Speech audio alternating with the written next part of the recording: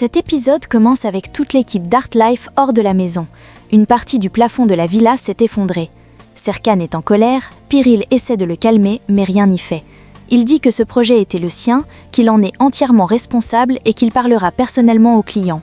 Il ordonne à Engin de réunir tous les ouvriers le lendemain et à Piril de rassembler tous les plans et précise que dès le lendemain matin, il veut un rapport complet.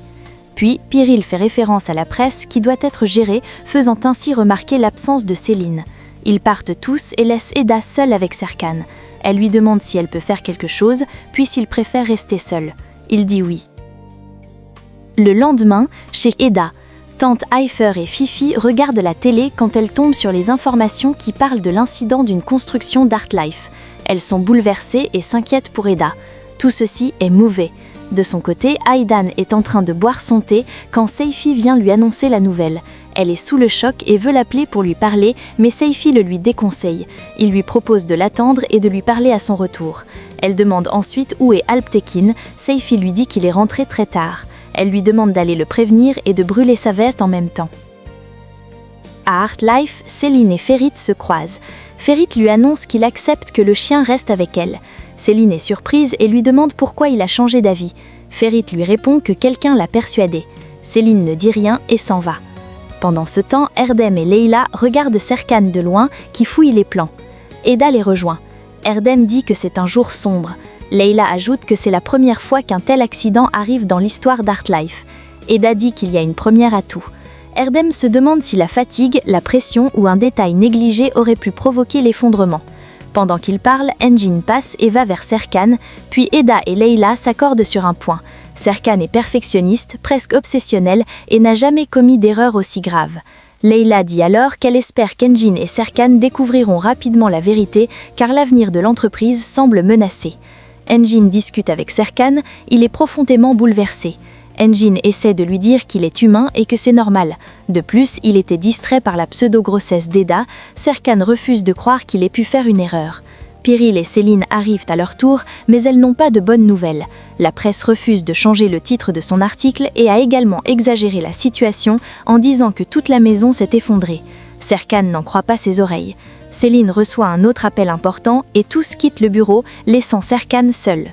Les employés commentent l'incident à voix basse. Engin va vers Leila et Erdem et ordonne d'appeler tous les maîtres de chantier. Tout le monde s'active pour régler le problème. Peu après, Emre et Asli arrivent furieux.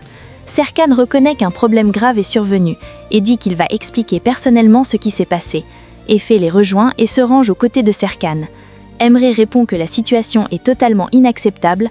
Asli rappelle que des vies auraient pu être en danger et que l'effondrement aurait pu coûter la vie à quelqu'un. Emre ajoute qu'il ne souhaite plus jamais retravailler avec Artlife et évoque clairement la possibilité d'une procédure judiciaire. Efe tente de calmer la situation, demandant du temps pour comprendre l'origine exacte du problème avant d'en arriver au tribunal, mais le client semble inflexible. Humilié, Serkan présente des excuses sincères et leur dit qu'ils peuvent faire tout ce qu'il leur semble nécessaire. Après leur départ, Serkan est furieux, il se met à tout casser dans son bureau. Eda vient le voir et lui demande d'arrêter. Eda lui dit qu'il est impossible qu'il ait commis une telle erreur. Elle affirme croire en lui plus qu'en quiconque. Serkan à bout lui répond que sa confiance est mal placée, qu'il a échoué et lui demande de le laisser seul. Eda insiste, refusant de partir, mais Serkan finit par avouer qu'il a fait une erreur et lui demande de s'éloigner. Eda prend alors le visage de Serkan entre ses mains et le regarde tendrement dans les yeux. Elle promet qu'ils découvriront ensemble ce qui s'est réellement passé. Elle dit qu'il s'agit d'une erreur humaine extérieure ou d'un problème dans l'envoi des plans. Serkan finit par accepter de l'écouter. Pendant ce temps, Seifi est en train de faire les cartons des affaires de Serkan quand Aydan vient le surprendre. Elle s'effondre, comprenant que son fils s'en va. Seifi lui dit que Serkan a trouvé une maison, qu'il était censé lui dire. Mais Aydan se plaint d'être toujours la dernière au courant. Elle lui demande d'arrêter de faire les cartons, mais Seifi lui dit que quelqu'un d'autre le fera car Serkan est décidé. Aydan abandonne alors et décide de faire les cartons elle-même. À Artlife, Engin dit à Serkan qu'il est en train de faire de son mieux. En sortant, il se croise avec Alptekin qui lui demande si c'est aussi grave que ça. Engin lui dit que tout le monde est sous le choc, c'est la première fois qu'une chose pareille arrive. Alptekin va voir son fils et lui dit qu'il n'a pas pu rester à l'écart face au chaos provoqué par l'affaire. Il explique que la situation est confuse, que la réputation du groupe est en danger et insiste pour que le dossier ne soit pas rendu public, avertissant qu'il pourrait perdre de gros clients. Il s'excuse et dit qu'il sait que Serkan a déjà un plan. Serkan répond sèchement, demandant ce que son père entend par « plan ». Il affirme qu'il ne va pas étouffer l'affaire, qu'il va reconnaître avoir commis une erreur et dit qu'il trouvera une solution pour protéger la réputation de la holding et de ses clients. Alptekin précise alors qu'il ne s'inquiète pas pour le travail, mais pour lui, disant qu'il est venu parce qu'il se fait du souci pour son fils. Serkan s'excuse ironiquement, puis lui demande s'il pense qu'ils sont maintenant à égalité, rappelant que son père a aussi fait une erreur par le passé. Alptekin répond que ce n'est pas ce qu'il voulait dire et qu'il cherche seulement à établir un lien entre eux. Serkan refuse fermement et lui dit qu'il n'y aura aucun lien entre eux, que leur seul point commun est leur nom de famille. Il met fin à l'échange en disant qu'il doit travailler pour résoudre le problème. Alptekin s'en va. Au même moment, Efe va voir Céline dans son bureau. Il lui demande comment les choses se présentent. Elle lui dit que la situation va dans tous les sens. Elle ajoute que si cette affaire arrive aux tribunaux, ils seront finis dans tous les sens du terme. Efe dit alors qu'il va encore appeler Emre et s'en va. Efe sort discuter avec Emre. Il demande à ce dernier de l'écouter d'abord avant de faire quoi que ce soit. Efe lui demande de l'écouter en tant qu'ami de longue date et non comme l'architecte. Il affirme que l'erreur ne vient ni de Serkan ni de lui et lui demande un délai pour résoudre le problème et tout lui expliquer. Emre accepte. À l'intérieur, Eda commence une véritable enquête. Elle a demandé à Erdem les plans envoyés au chantier. Ce dernier lui demande pourquoi. Elle répond que c'est pour disculper Serkan. Erdem dit alors qu'il espère qu'elle y parviendra. À côté, Céline discute avec Serkan.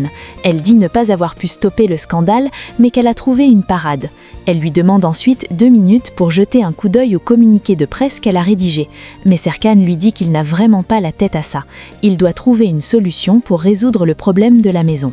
Céline comprend et s'apprête à partir quand Eda vient et lui demande 10 minutes à Serkan pour comparer quelque chose. Serkan hésite un peu, mais finit par accepter. Céline s'en va, frustrée. Eda lui propose de comparer les plans imprimés et envoyés aux ouvriers avec ceux stockés sur l'ordinateur de Serkan. Au départ, Serkan refuse, persuadé qu'il s'agit exactement des mêmes documents. Eda insiste pour tout reprendre depuis le début.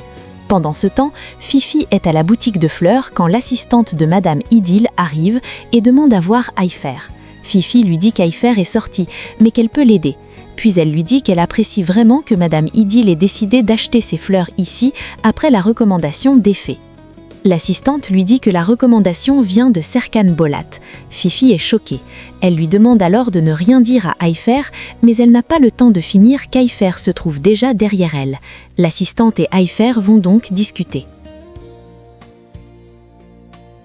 À Artlife, Eda demande à voir les plans sur son ordinateur. Serkan essaye de lui faire comprendre que ce sont les mêmes plans. Eda ne veut rien entendre, elle s'assoit et lui demande son mot de passe. Serkan lui dit le mot de passe et Eda se souvient qu'il s'agit de la position de l'étoile qu'il lui est achetée. Cela crée un moment plus léger et intime. En comparant les fichiers, Eda remarque quelque chose de fondamental. Certains chiffres ne correspondent pas.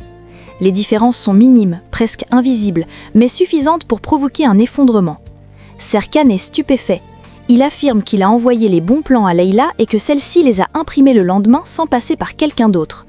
Une conclusion s'impose, quelqu'un a modifié les données après l'envoi. Eda affirme alors avec certitude que Serkan n'est pas responsable. Elle dit clairement que quelqu'un lui a tendu un piège. Serkan réfléchit aux personnes présentes ce jour-là dans les bureaux. Il se souvient qu'il n'y avait que Leila et Erdem. Un nom revient, Erdem. Pendant ce temps, Erdem sent que quelque chose se trame. Il remarque que Serkan et Eda l'observent, il devient nerveux. Il appelle Omer et lui demande s'il sait pourquoi Eda et Serkan le regardent comme ça. Il dit que peut-être il pense que c'est lui qui a causé le problème. Mais Serkan dit qu'Erdem est incapable de faire quelque chose comme ça. Il ajoute que Leila non plus ne peut pas faire ça. Il cite Ferit, Engin et Pirel, mais eux non plus en sont incapables. Eda dit alors que ça peut être Céline, mais Serkan parle d'Efe. Eda explique que c'est Efe qui a emmené le couple Kafes-Çoglu et lui demande alors s'il serait prêt à compromettre ça. Serkan affirme qu'il s'agit d'Efe et dit qu'il va le prouver.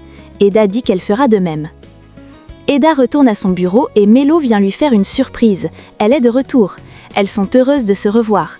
Melo lui demande quoi de neuf à l'entreprise. Eda lui parle de l'incident et ajoute qu'après investigation, elle a découvert qu'on a piégé Serkan. Melo n'en revient pas. Eda appelle alors Erdem et lui demande qui d'autre était là le jour de l'impression des plans.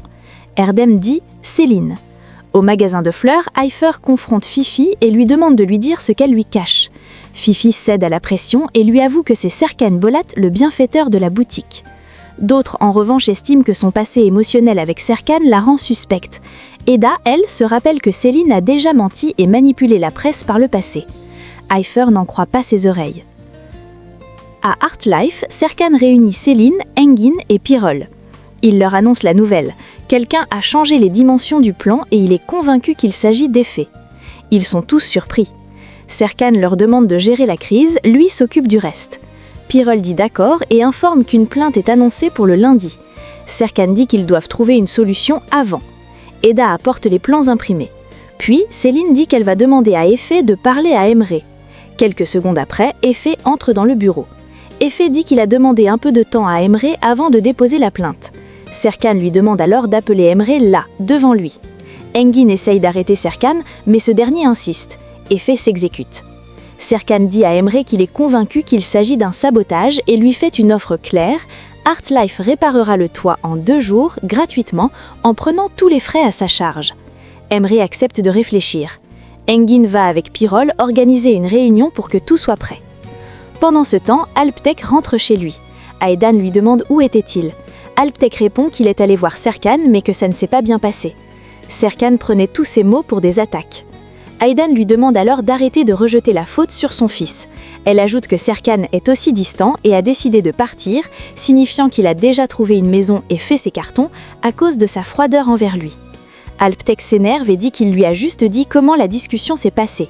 Il demande à Aedan de ne pas faire comme si elle non plus n'était pas responsable de la distance qui existe entre eux et Serkan. En partant, il dit être fatigué d'être le méchant de l'histoire. Dans le bureau de Serkan, tous les intervenants du projet sont réunis. Serkan demande si Eda ne vient pas, et Effet répond qu'elle a encore beaucoup de travail. Serkan rappelle qu'elle doit finir le plan du jardin en 2 jours. Serkan s'adresse ensuite aux autres employés et leur dit que les rénovations doivent être terminées en 48 heures. Puis, Effet dit qu'il ira sur le terrain avec Engin pour tout superviser. Piril dit qu'elle les accompagnera aussi. Serkan demande à Piril si les vidéos de surveillance sont déjà prêtes. Piril lui répond que non, pas encore. Effet, ne sachant pas qu'il y avait des caméras, demande pourquoi il y en a. Il est visiblement inquiet. Serkan lui dit calmement que c'est pour les voleurs et en l'occurrence pour savoir qui les a piégés. Puis Serkan met fin à la réunion. Engin ne manque pas de leur dire que tous les détails devront être approuvés par lui.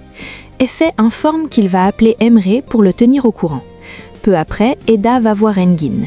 Elle lui demande si Céline a fait des études en architecture ou en ingénierie. Engin lui dit qu'il ne sait pas et fait appel à Piril. Cette dernière lui dit que non, Céline a uniquement fait des études en communication et relations publiques.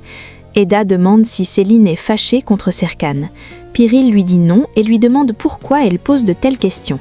Eda esquive la question et s'en va. Piril et Engin sont interloqués et se demandent ce qu'il se passe. Serkan va voir Eda et lui demande si elle se sent capable de terminer les plans du jardin en 2 jours. Elle hésite un peu puis accepte, malgré la pression énorme. Mais elle demande son aide. Serkan est d'accord. Céline va ensuite voir Piril et lui demande pourquoi ils étaient si secrets avec Eda. Piril lui dit qu'Eda posait juste des questions sur ses études. Céline comprend alors qu'Eda la soupçonne d'avoir piégé Serkan et décide d'aller la confronter. Céline confronte Eda, l'accusant de la soupçonner injustement. Elle rappelle qu'elle est associée de l'entreprise et reproche à Eda de dépasser ses limites. L'échange est violent. Ferit vient voir Eda, mais vu la situation, il décide de garder le silence. Serkan intervient pour défendre Céline. Il demande à Eda d'arrêter cette investigation et affirme que Céline n'est pas impliquée. Il ajoute qu'il vaut mieux ne pas remuer le passé. Céline le remercie et s'en va. Lui également. Eda est frustrée. Ferit lui demande pourquoi elle soupçonne Céline. Eda dit être persuadée que Céline n'est pas innocente. Ferit essaye de la défendre, Eda lui rappelle alors ce qui s'est passé avec la journaliste et affirme que si elle a été capable de faire ça, elle peut faire plus. Elle affirme qu'elle n'a encore aucune preuve formelle, mais elle prouvera que c'est Céline la coupable. Chez Serkan, les déménageurs sont en train d'emporter les affaires de Serkan sous les yeux de Seyfi et d'Aydan. Aydan n'arrive pas à supporter ce qui se passe. Seyfi essaye de la consoler quand Alptekin vient lui annoncer que l'effondrement du toit n'est pas de la faute de Serkan. Aydan est soulagé. Seyfi décide d'aller faire du café pour célébrer. Alptekin s'excuse auprès d'Aydan pour ce qu'il lui a dit plus tôt. Aydan lui dit qu'il avait raison. Leur fils est solitaire, accro au travail et n'a confiance en personne à cause d'eux. Elle dit ensuite qu'elle est désolée que Serkan refuse de lui pardonner. Elle ajoute que Eda doit être au courant et que peut-être elle pardonnera à Serkan. Alptekin lui demande comment elle pourrait lui pardonner. Aydan répond avec le temps, car Eda a gagné sa confiance avec du temps. Mais pour mettre son plan en exécution, elle doit d'abord sortir de cette maison.